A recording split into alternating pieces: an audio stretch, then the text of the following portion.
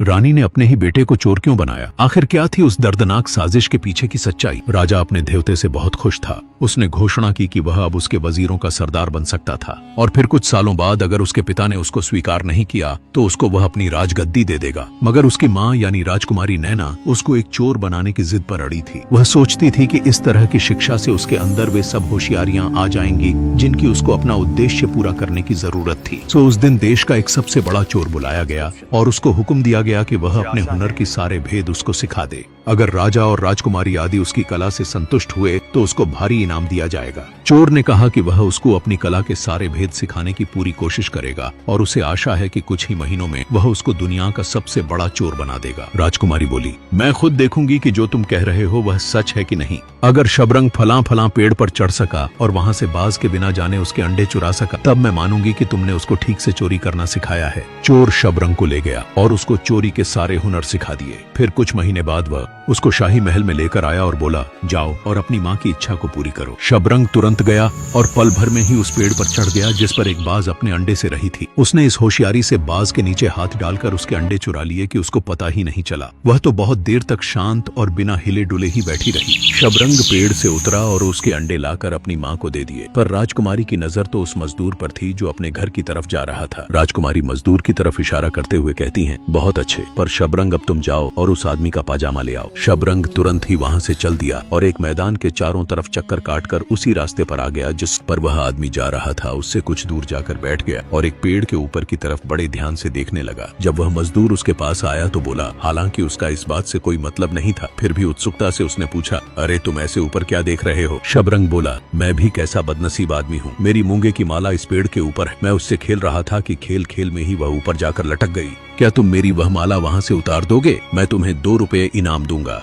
बूढ़े ने कहा, हाँ हाँ क्यों नहीं। कहकर वह आदमी पेड़ के ऊपर चढ़ गया और शबरंग की बताई गई डाली की तरफ ऊंचे और ऊंचे चढ़ता गया। शबरंग ने सोचा था कि वह मजदूर पेड़ पर चढ़ने से पहले अपना पाजामा उतार देगा, पर उसने तो अपना पाजामा नहीं उतारा। राजकुमार ने कहा भी, पर उसने कहा कि उसको पाजामा उतारने की कोई जरूरत ही नहीं है। सो अब शबरंग की समझ में नहीं आ रहा था कि वह क्या करे। वह अपनी माँ के पास खाली हाथ तो लौट नहीं सकता था। उसके हाजिर दिमाग ने काम किया। उसको एक सरकंडा मिल गया तो उसने उसका एक सिरा चींटियों के घर की तरफ कर दिया जिससे काफी सारी चींटियां उसमें भर गईं। फिर उस सरकंडे को लेकर वह उस मजदूर के पीछे पीछे पेड़ पर चढ़ता रहा जब तक वह उससे 1-2 गज की दूरी पर पहुंचा। मजदूर ने उसको अपने पीछे आते हुए देखा नहीं क्योंकि पेड़ काफी घना था और चिड़ियों का और हवा का शोर मच रहा था। मौका देखकर शबरंग ने उस सरकंडे का एक सिरा मजदूर के पाजामे में घुसाया और दूसरा सिरा अपने मुंह से लगाकर उसमें से हवा छोड़ दी। इससे उसमें भरी सारी चींटियां उसके पाजामे में घुस गईं। 1-2 मिनट में ही बेचारे मजदूर की टांग में खुजली मचने लगी। उसने नीचे झुककर देखा तो उसकी टांग पर तो चींटियां ही चींटियां थीं।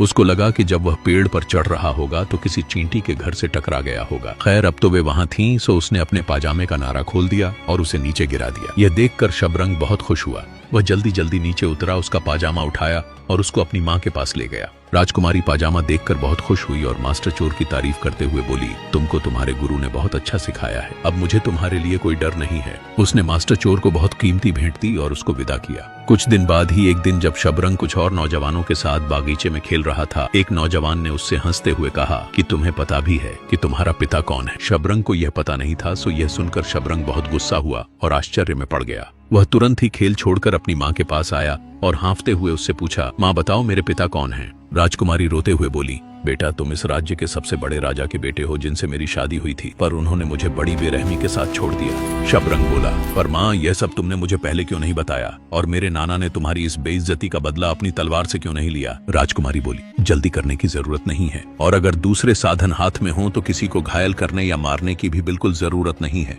अब तुम बहुत ही चतुर और होशियार बच्चे हो गए हो। तुम अब अपने पिता के देश जाओ और वहां जाकर अपने पिता के प्रिय बन जाओ ताकि वह तुम्हें किसी ऊंचे ओहदे पर नियत कर दें और अपनी बेटी की शादी तुमसे करने के लिए तैयार हो जाएं। जब बात यहाँ तक पहुँच जाए तब तुम मुझे बुला लेना। मैं आकर राजा को सब बातें बताऊंगी जिससे उनको यह विश्वास हो जाएगा कि वह गलती कर रहे थे। फिर शायद वह अपनी निकाली हुई पत्नी को अपने घर वापस बुला लें और अपने बहादुर और होशियार बच्चे को राजगद्दी दे दें। शबरंग बोला, ठीक है, मैं इस काम के लिए अपनी पूरी भरसक कोशिश करूंगा। और यह कहकर वह तुरंत ही राजा के देश के लिए रवाना हो गया। राजा के महल में जाकर उसने सबसे पहला काम यह किया कि उसने राजा के दरबान से दोस्ती की। उसकी यह दोस्ती इतनी बढ़ी कि वह दरबान शबरंग के लिए कुछ भी करने के लिए तैयार था। एक दिन दरबान ने शबरंग से पूछा कि क्या वह राजा के महल में नौकरी करना चाहेगा। क्योंकि वह चाहता कि वह राजा के महल में राजा की सेवा करे। शबरंग ने उसको धन्यवाद दिया और कहा कि हाँ हाँ क्यों नहीं, वह भी राजा के महल में राजा का काम करना पसंद करेगा। इस तरह दरबान ने शबरंग को राजा से मिलवाया और किसी भी काम के लिए जो भी राजा पसंद करे उसकी होशियारियों की, उसकी तंदुरुस्ती की, उसकी अक्लमंदी की राजा से बहुत तारीफ की और उसको कोई नौकरी देने के लिए प्रार्थना की। राजा शबरंग की शक्ल, सूरत, ढंग, चाल और बोलचाल से बहुत प्रभावित हुआ और तुरंत ही उसको अपना शाही नौकर रख लिया। उस ओहदे पर शबरंग ने सबका मन मोह लिया और बहुत जल्दी ही सबका बहुत प्यारा हो गया। कुछ समय बाद उसने सोचा कि वह अपनी चोरी की शिक्षा को यहाँ इस्तेमाल करके देखे। सो कभी कभी रोज और कभी कभी तीसरे चौथे दिन रात को वह चोरी करने निकलता। वह शहर में इधर उधर चोरी करने निकलता और जहाँ कहीं भी उसको चोरी करने का मौका मिलता वह चोरी करता और चोरी की गई चीज को एक मैदान में एक गड्ढे में छिपा देता। यह उसको रोजमर्रा के काम में कुछ दखल नहीं देता। हर सुबह वह अपने काम पर नियमित रूप से पहुंच जाता। धीरे धीरे बहुत सारे लोगों का पैसा और कीमती चीजें चोरी होने लगीं और चोर का कोई पता नहीं चला। तो सब लोगों ने मिलकर राजा से प्रार्थना की कि वह अपनी पूरी कोशिशों के साथ चोर का जल्दी से जल्दी पता लगाए और फिर उसको सजा दे। राजा को यह सुनकर बहुत दुख हुआ कि उसके राज्य में इस तरह चोरियां हो रही थीं। उसने अपने कोतवाल को बुलाया और उसको उसकी लापरवाही को लिए बहुत डांटा और तुरंत ही चोर का पता लगाने के लिए कहा। कोतवाल ने इस बात पर बहुत अफसोस प्रकट किया और राजा से वायदा किया कि वह जल्दी ही चोर का पता लगाने की कोशिश करेगा। उस रात उसने चोर को पकड़ने की खास कोशिश की। हर सड़क पर पुलिस के लोग तैनात कर दिए गए और उनको सख्त हिदायत दी गई कि वह सब जगह अपनी नजर रखें। कोतवाल खुद भी सारी रात इधर उधर घूमता रहा। शबरंग को इस इंतजाम का बिल्कुल पता नहीं था। वह उस रात 3-4 जगह गया और जितना उसने सोचा था उतना सामान चोरी किया और लाकर मैदान में उसी गड्ढे में छिपा दिया। अगले दिन ये 3-4 लोग राजा के पास गए और शिकायत की कि पिछली रात उनके घर से फलां चीजें चोरी हो गई हैं। यह सुनकर राजा बहुत गुस्सा हुआ। उसने कोतवाल को बुलवाया। कोतवाल ने जब राजा को इतने गुस्से में देखा तो वह तो डर के मारे कांप गया। वह राजा के पैरों पर गिर पड़ा और उनसे न्याय और माफी मांगी। वह बोला, राजा साहब खुश हों, इस नौकर की बात भी सुन लें। पुलिस के सारे लोग कल रात सारे शहर में गश्त लगाते रहे और 1 मिनट को भी नहीं सोए। हर चौराहा और हर सड़क पर पूरा पहरा था। फिर यह सब कैसे हुआ? यह सुनकर राजा भी आश्चर्य में पड़ गया और बोला, ऐसा लगता है कि या तो जनता को तुमसे शिकायत है और या फिर तुम लोगों में से ही कोई चोर है या फिर कुछ नौकरों ने मिलकर कुछ घरों में चोरी करने की साजिश की है। मामला कुछ भी हो पर तुम इस सब की छानबीन करो। चोर या चोरों का पता करो और उनको मेरे सामने लाओ। मैं तुमको इसके लिए 1 हफ्ते का समय देता हूँ। इन 7 दिनों में कोतवाल और उसके सब सिपाही इस काम में लगे रहे कि वह चोर के बारे में कोई सुराग पा सकें। कोतवाल बेचारे ने खुद भी अपना वेश बदल बदल कर चारों तरफ गश्त लगाई। अपने बहुत सारे लोगों को भी वेश बदल कर चोर ढूंढने पर लगाया। चोर ढूंढने वाले को इनाम देने का भी वायदा किया। अगर उसने अपनी चोरी स्वीकार कर ली तो चोर को शाही माफी भी दिलवाने का भी वायदा किया। उसने चारों तरफ मुनादी भी पिटवाई पर सब बेकार। चोर का कुछ पता न चला, चोर पकड़ा न जा सका। हालांकि वह इसी तरह चोरी करता रहा। इतने सारे उपाय काम में लाने की वजह से शबरंग की चोरी करने की इच्छा और बढ़ती गई और वह और भी बड़ी बड़ी चीजें चुराने लगा। शहर में खलबली मच गई। राजा से लेकर सबसे नीचे आदमी तक को यह डर रहा कि पता नहीं कब उसके यहाँ चोरी हो जाए। दिन रात सब लोग अपनी देखभाल रखते पर फिर भी हर एक को यह डर था कि उसके यहाँ कभी भी चोरी हो सकती है। 7वें दिन की शाम को कोतवाल ने राजा से कहा, अब क्या किया जाए? जो कुछ हम लोग कर चुके हैं इससे ज्यादा तो कोई और कुछ कर भी नहीं सकता। राजा बोला, यह तो तुम ठीक कहते हो, पर तुम अब की बार हमारी सेना ले लो और उसको जैसे तुम चाहो इस्तेमाल करो, पर चोर को पकड़ो। सो 7वीं रात को सिपाही और पुलिस सभी पास पास खड़े होकर चोर को ढूंढने में लग गए। कोतवाल भी सारी रात पहरा देता घूमता रहा। कोतवाल पहरा दे ही रहा था कि बीच में उसने एक आदमी को नदी के किनारे वाले बागीचे में जल्दी जल्दी जाते देखा तो वह चिल्लाया, चोर चोर, और उसके पीछे दौड़ पड़ा उसे पकड़ने के लिए।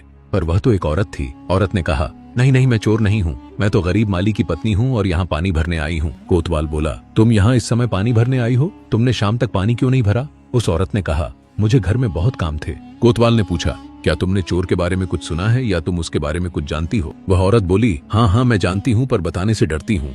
कहीं ऐसा ना हो कि वह मुझे पाकर मारे। वह अभी अभी यहीं था और वह मेरी बहुत सारी सब्जियां ले गया है। अगर तुम थोड़ा सा इंतजार करो तो तुम उसे पकड़ सकते हो, क्योंकि वह यहाँ फिर से आने वाला है। वह इस तरफ से आया था और उस तरफ चला गया है। कोतवाल ये सुनकर बहुत खुश हुआ। यह तो बड़ी अच्छी खबर है, पर मैं उसको पकड़ कैसे सकता हूँ? यहाँ तो कोई झाड़ी भी नहीं है जिसमें मैं जाकर छिप जाऊं, और अगर उसने मुझे देख लिया तो वह भाग जाएगा। माली की पत्नी बोली, लो तुम मेरा यह पुराना पिरहन ओढ़ लो और ऐसा दिखाओ जैसे तुम यहाँ पानी भरने आए हो। मुझे पूरा विश्वास है कि वह यहाँ जरूर आएगा। और मेरी बाकी बची हुई सब्जियां भी ले जाएगा। जब वह यहाँ आएगा तब तुम उसको पकड़ सकते हो। कोतवाल को यह विचार बिल्कुल पसंद नहीं आया, फिर भी उसने उसका वह पुराना पिरहन ले लिया और पहन लिया। फिर उससे पूछा कि वह उसको पानी भरना सिखाए कि पानी कैसे भरते हैं। माली की पत्नी ने उसे डंडे के भारी वाले सिरे की तरफ बांध दिया जिससे पानी खींचा जाता था, और फिर उससे दूसरे सिरे पर बंधी रस्सी को खींचने के लिए कहा। उसने ऐसा ही किया जिससे वह करीब करीब 20 फीट जमीन से ऊपर उठ गया। इसके बाद माली की पत्नी ने उसके डंडे के दूसरे सिरे को जमीन में गड़े एक छोटे से डंडे से बांध दिया, उसके कपड़े उठाए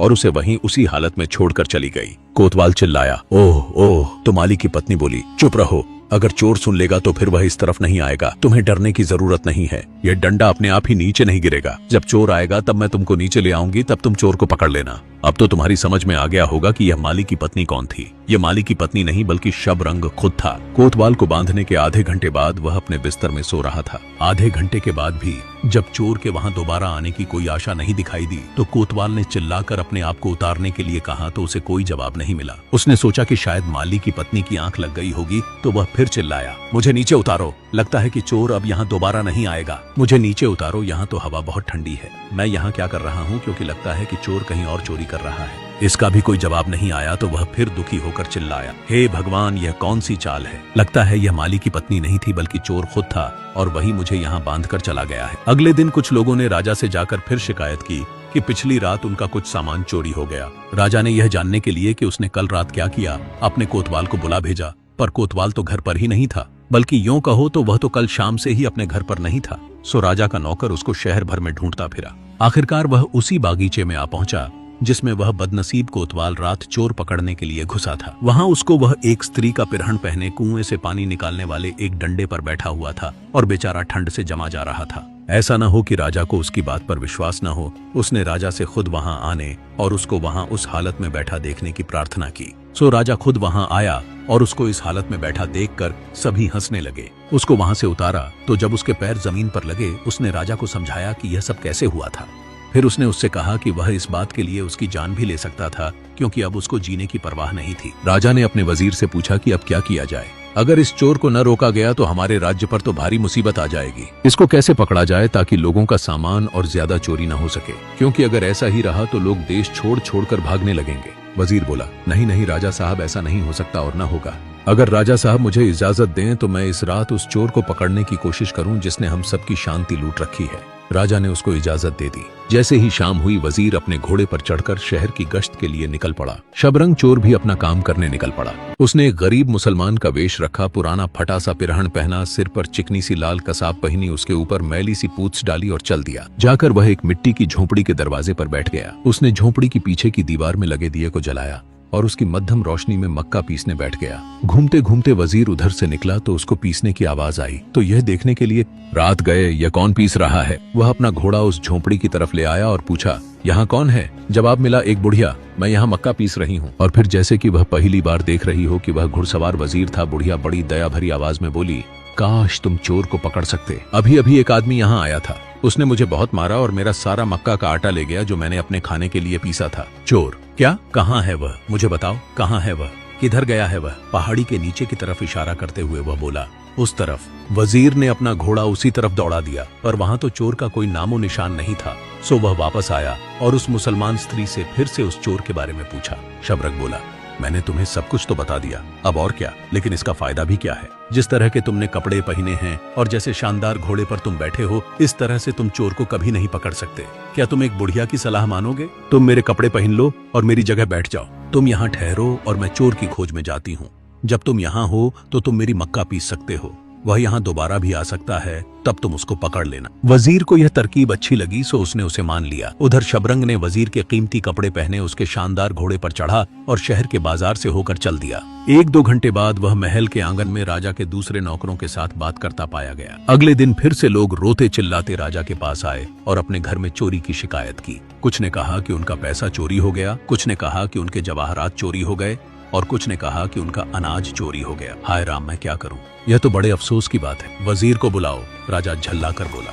तुरंत ही एक नौकर वजीर को बुलाने उसके घर भेजा गया। उसके घर जाकर उसको पता चला कि वजीर का घोड़ा तो बिना वजीर के घर आ गया था और इसकी वजह से वजीर का सारा परिवार पागल सा हो रहा था। उनको लग रहा था कि वजीर ने चोर को पकड़ तो लिया था, पर चोर ने उसे मार दिया। जब राजा ने यह सुना तो वह तो बहुत ही दुखी हुआ। उसने तुरंत ही अपना घोड़ा तैयार करने का हुक्म दिया, अपने कुछ नौकरों को बुलाया जिनमें शबरंग भी शामिल था, और वजीर को ढूंढने के लिए चल पड़ा। वह बोला, यह नहीं हो सकता कि इतना अक्लमंद और वफादार आदमी इस तरह से मर जाए। एक आध घंटे में वे सब उसी मिट्टी की झोंपड़ी के पास से गुजरे जहां रात को वह मुसलमान बुढ़िया मक्का पीस रही थी। वहां उनको बेचारा वजीर उस मुसलमान बुढ़िया के मैले और फटे कपड़े पहने बहुत ही दयनीय दशा में रोता हुआ मिल गया। वह बोला, राजा साहब आप यहाँ से चले जाइए, मेरी इस शर्मनाक हालत को मत देखिए। अब इस देश में मैं अपना सिर कभी नहीं उठा सकता। राजा उसको धीरज बंधाते हुए बोला, ऐसा नहीं है, हिम्मत रखो, हमें अभी उस आदमी को ढूंढना है जिसने देश भर में खलबली मचाई हुई है और हमारे वजीर को इस तरह से बेइज्जत किया है। राजा ने फिर वजीर को उसके घर छुड़वा दिया।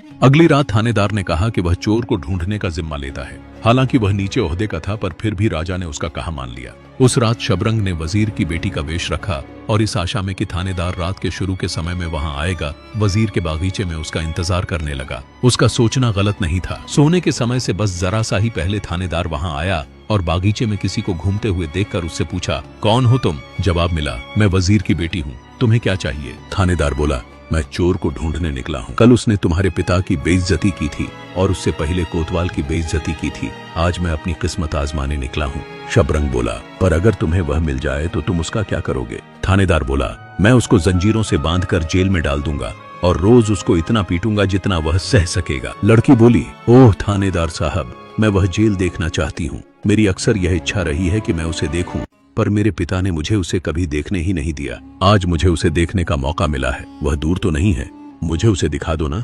थानेदार बोला, उसे देखने के लिए तुम्हें किसी और समय का इंतजार करना पड़ेगा। इस समय तो मुझे चोर को पकड़ना है। इसके अलावा अगर तुम्हारे पिता को यह पता चला कि तुम इतनी रात गए यहाँ बागीचे में टहल रही हो तो तुम्हारे पिता भी नाराज होंगे। इसलिए घर जाओ और जाकर सो जाओ। लड़की बोली, पिताजी को कभी मालूम नहीं चल पाएगा कि मैं यहाँ हूँ और जेल देखने गई थी। वह बीमार हैं। कल उनको बीमारी की हालत में ही घर लाया गया था।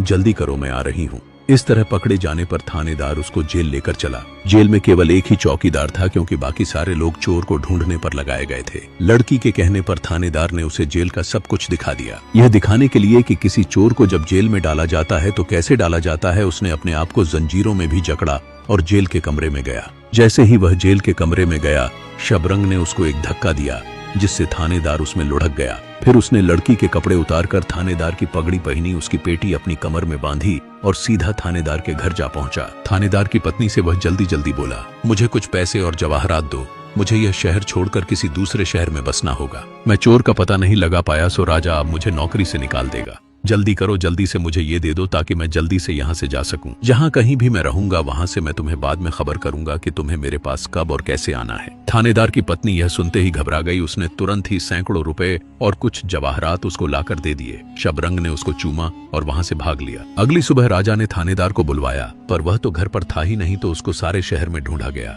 राजा के आश्चर्य की सीमा न रही जब उसको वह उसी की जेल में बंद जंजीरों से जकड़ा मिला, और यह भी कि चोर थानेदार के घर गया था और वहां से सैकड़ों रुपए और जवाहरात लेकर चला गया है। उसने अपने बहुत सारे अक्लमंद लोगों की एक सभा बुलाई और उनसे सलाह मांगी कि इस मौजूदा हालत में क्या किया जाए। वह बोला, आप लोगों ने देखा कि चोर को पकड़ना बेकार है। हम लोग हवा को पकड़ सकते हैं पर उसे नहीं। हमारी सारी पुलिस और बहुत सारी फौज कई दिनों से इस काम में लगी हुई है, पर सब उसको पकड़ने में नाकामयाब रहे। इतना पहरा बिठाए जाने के बावजूद चोरियां होती रही। हमारे वजीर, कोतवाल और थानेदार की हंसी उड़ाई गई। अब हम क्या करें? अगर कोई हमारी सहायता कर सकता है तो आगे आए, या फिर चोर अपनी गलती खुद ही स्वीकार कर ले और यह वायदा करे कि वह आगे से ऐसे बुरे काम नहीं करेगा, तो हम उसके साथ अपनी बेटी की शादी कर देंगे और उसको अपना आधा राज्य दे देंगे। राजा के ऐसा कहने पर शबरंग आगे आया और राजा से कुछ बोलने की इजाजत मांगी। इजाजत मिलने पर वह बोला, राजा साहब, आपने अपने राज्य के सब अक्लमंदों के सामने यह कहा है कि अगर चोर आपके सामने आकर अपनी चोरियां स्वीकार कर ले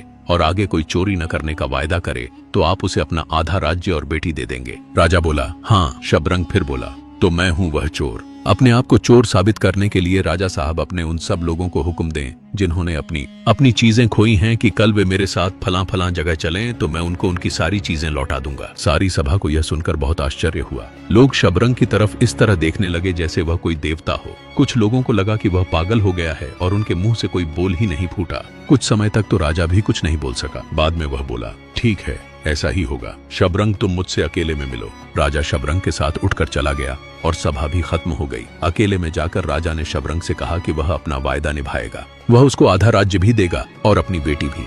इसका इंतजाम बहुत जल्दी ही किया जाएगा। अगले दिन जिन जिन के घर में चोरियां हुई थीं, वह सब इकट्ठा हुए और शबरंग के बताई हुई जगह से राजा और वजीर के सामने अपनी चीजें, पैसे, जवाहरात, कपड़े आदि सब वापस ले लिए। यह जगह शहर की चार दीवारी के पास वाले मैदान में थी। सब लोग खुशी खुशी अपने घर चले गए। महल लौटने के बाद शबरंग ने राजा से अपनी मां को वहां बुलाने की इजाजत मांगी ताकि इस शादी के बारे वो अपनी मां से सलाह कर सके।